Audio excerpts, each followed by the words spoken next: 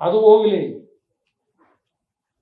ಕೆಲವು ಮಾಧ್ಯಮ ಸ್ನೇಹಿತರಿಗೂ ಗೊತ್ತಿರಬಹುದು, ನಮ್ಮ CM ಅವರು ಇಷ್ಟೆಲ್ಲ ಸಾವು ನೋವಾಗಿ 30-40 ಜನ ಆಸ್ಪತ್ರೆಗೆ ಅಡ್ಮಿಟ್ ಆಗೋದ್ರೆ ಅವ್ರ ಮೊಮ್ಮಗನ್ ಕರ್ಕೊಂಡು ಜನಾರ್ದನ ಹೋಟೆಲಲ್ಲಿ ಬಾಸುಂದಿನೋ ಮಸಾಲೆ ದೋಸೆನೋ ಸವಿಯಾಗಿ ಕುಡಿತಾರೆ. ಇಲ್ಲಿ ಸಾವು ನೋವುಗಳು.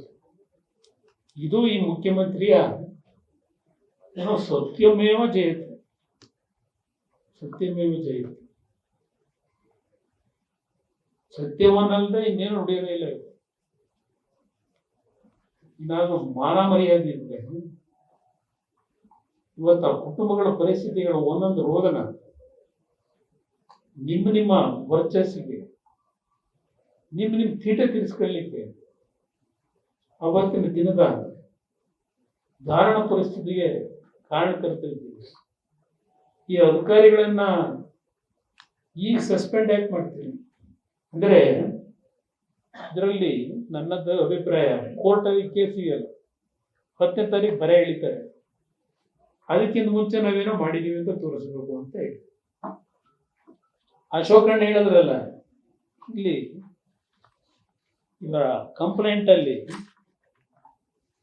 ಈಗ ನಿಮ್ಮ ಮ್ಯಾಜಿಸ್ಟ್ರೇಟ್ ತನಿಖೆ ಅಂತ ಹೇಳಿ ಫಸ್ಟೇ ಹೇಳಿದ್ರು. ನೆನ್ನೆ ಪಾಪ ಅವರು ಸೂಟು ಪುಟ್ಟು ಹಾಕೊಂಡು ಹೋಗಿ ಓಡಾಡ್ಕೊಂಡು ಬಂದ್ರು. ಟಿವಿ ತೋರಿಸಿದ್ರು ನಮ್ಮ ಬೆಂಗಳೂರು ಹಬ್ಬನ್ನ DC ಅವ್ರ ಮುಖಾಂತರ ತನಿಖೆ ಅಂತೇಳಿ ಫಸ್ಟ್ ಘೋಷಣೆ ಮಾಡಿದ್ವಿ. ಈಗ ನೆನ್ನೆ ಮತ್ತೆ ಈಗ ಕುನ್ನ ನೇತೃತ್ವದಲ್ಲಿ ಮಾಡ್ಲಿಕ್ಕೆ ಒಂದು ಕಮಿಟಿ ಮಾಡಿ ಅದ್ರ ಜೊತೆಗೆ ಇನ್ನೊಂದು CID ಎನ್ಕ್ವೈರಿ ಬೇಕು, 3 ಎನ್ಕ್ವೈರಿ. ಅವ್ರು ಕೊಡ್ತಕ್ಕಂಥ ವರದಿ ಯಾವ ವರದಿನ ನೀವು ಅಕ್ಸೆಪ್ಟ್ ಮಾಡ್ತೀವಿ ಆ 3ರಲ್ಲಿ ಈ ಸರ್ಕಾರ ಸ್ವಲ್ಪ ಜನ ತಿಳಿಸಿ. ಎಲ್ಲಾದ್ರೂ ಉಂಟಾ? ಒಂದೊಂದು ಗಂಟೆಗೆ ಒಂದೊಂದು ಸರ್ಕಾರ ತೀರ್ಮಾನ.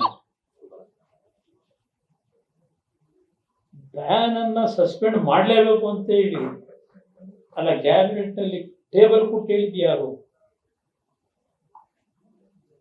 ಹಠ ಮಾಡಿ ಕಾರ್ಯಕ್ರಮ ಮಾಡಬೇಕು ಅಂತ ಹೊರಟ್ರಲ್ಲ ನೀವು. ಅವ್ರನ್ನ ಮೊದಲು ಆ ರಾಜಕೀಯ ಕಾರ್ಯದರ್ಶಿನೇನೋ ಮಾಡಿ ಇಟ್ಕೊಂಡಿದ್ದಿಲ್ಲ, ಯಾಕೋ ಒಂದ್ ಕಡೆ ಯಾಕೆ ಇಟ್ಕೊಂಡಿದಿರೋ ಗೊತ್ತಿಲ್ಲ. ಏನ್ ರಾಜಕೀಯ ಕಾರ್ಯದರ್ಶಿ ಕೆಲಸ ಮಾಡಿದಾರೋ ಗೊತ್ತಿಲ್ಲ. ಮೊದಲು ಅಂತರ್ನೆಲ್ಲ ಹೊರಗಾಗಿ ಏನಾದ್ರು ಒಂದು ಮರ್ಯಾದೆ ಬರಬೇಕು ಅಂದ್ರೆ. ಇವತ್ತು ಏನಾದರೂ ಮೊನ್ನೆ ಘಟನೆಗೆ ಅಧಿಕಾರಿಗಳ ತಪ್ಪು ಎಲ್ಲೂ ಇಲ್ಲ ಅಂತಕ್ಕಂಥದ್ದಕ್ಕೆ FIR ಒಂದೇ ಸಾಕು. ಇದರೊಳಗೆ ಅಧಿಕಾರಿಗಳು ಯಾವ ರೀತಿ ನಡ್ಕೊಂಡಿದ್ದಾರೆ ಇದರೊಳಗೆ ಎಲ್ಲ ಮಾಹಿತಿಗಳೇ ಇದೆ. ಈಗ ಫಿರ್ಯಾದಾರ ಇಲ್ಲೇನೋ ಬರೋನಲ್ಲ ಅರ್ಜಿಯ ಸ್ಟೇಷನ್ ಒಳಗೆ, ಅವನ್ನೂ ಸಸ್ಪೆಂಡ್ ಮಾಡಿದ್ರು, ಅವನ್ನೂ ಸಸ್ಪೆಂಡ್ ಮಾಡಿದ್ರು. ಕಂಪ್ಲೇಂಟ್ ಫಿರ್ಯಾದಾರ ಕೊಟ್ಟವನೇ ಅವಂದೇ. ಅದರಿಂದ ಇಲ್ಲಿ ಮೊದಲು ಚೀಫ್ ಸೆಕ್ರೆಟರಿ ಯಾಕೆ ನಡ್ಕೊಂಡವ್ರೆ, ಯಾರ್ಯಾರ ಆದೇಶದ ಮೇರೆಗೆ ಹಿಂಗೆ ನಡ್ಕೊಂಡವ್ರೆ, ಇವೆಲ್ಲ ಬಹಳ ದೊಡ್ಡ ಒಂದು ಪ್ರಕರಣ. ಅಶೋಕ್ ಹೇಳಿದ್ರಲ್ಲ, ಈ ತನಿಖೆಯಿಂದ ಯಾವ ಸತ್ಯಾಂಶ ಹೊರಗೆ ಬರಲ್ಲ. ಆ ಕುಟುಂಬಗಳು ಇವತ್ತೇನು ಹೊಂದಿದ್ದಾರೆ ಅವ್ರಿಗೇನು ನ್ಯಾಯ ದೊರಕಲ್ಲ ನನ್ನ ಅಭಿಪ್ರಾಯ. ಇವತ್ತು ಇಷ್ಟಕ್ಕೆಲ್ಲ ಕಾರಣಕರ್ತರಾಗಿರ್ತಕ್ಕಂಥ ಮುಖ್ಯಮಂತ್ರಿ ಪಾಪ ಮೊದಲೇನೋ ನಡೀತಾ ಇದೆಯಲ್ಲ, ಇದಂಥದ್ದು 2.5 ವರ್ಷ ಏನೋ ಅವ್ರದ್ದೇನೋ ಅಗ್ರಿಮೆಂಟ್ ಏನಾಗಿದೆ ಅಂತ 50-50. ಬಹುಶಃ ಈ ನೆನ್ನೆ ಘಟನೆಗೆ ಆ ಕಾಂಗ್ರೆಸ್ ಹೈಕಮಾಂಡ್ ಏನಾದ್ರು ಸ್ವಲ್ಪ ಮಾನ ಮರ್ಯಾದಿದೆ. ಇವ್ರಿಬ್ಬರನ್ನ ಹೊರಗಾಕಿ ಏನಾದ್ರು ಒಬ್ಬರು ಹೊಸಬ್ನ ತರೋದು ಒಳ್ಳೆ. ಏನಾದ್ರು ಮರ್ಯಾದೆ ಉಳಿಬೇಕು ಅಂದ್ರೆ ಈ ರಾಜ್ಯದಲ್ಲಿ ಪಕ್ಷ ಉಳಿಬೇಕು ಅಂತ ಇದ್ರಿ ಇವ್ರು ಏನಾದ್ರು ಸ್ವಲ್ಪ ಜನಗಳ ಒಂದು ಬೆಂಬಲ ದೊರಕಬೇಕು ಅಂದ್ರೆ ಸ್ವಲ್ಪ ಮೊದಲು ಇವರಿಬ್ಬರನ್ನು ಹೊರಗಾಕಿದ್ರೆ ಈ ರಾಜ್ಯಕ್ಕೆ ಸುಭಿಕ್ಷೆ. ಇಲ್ಲೇದೇ ಇದು ನಡೀತಾ ಇರ್ತವೆ ಕಂಟಿನ್ಯೂಸ್ ಆಗಿ. ಯಾವ ಭಯ ಭಕ್ತಿ ಏನೂ ಇಲ್ಲ ಈ ಸರ್ಕಾರದಲ್ಲಿ.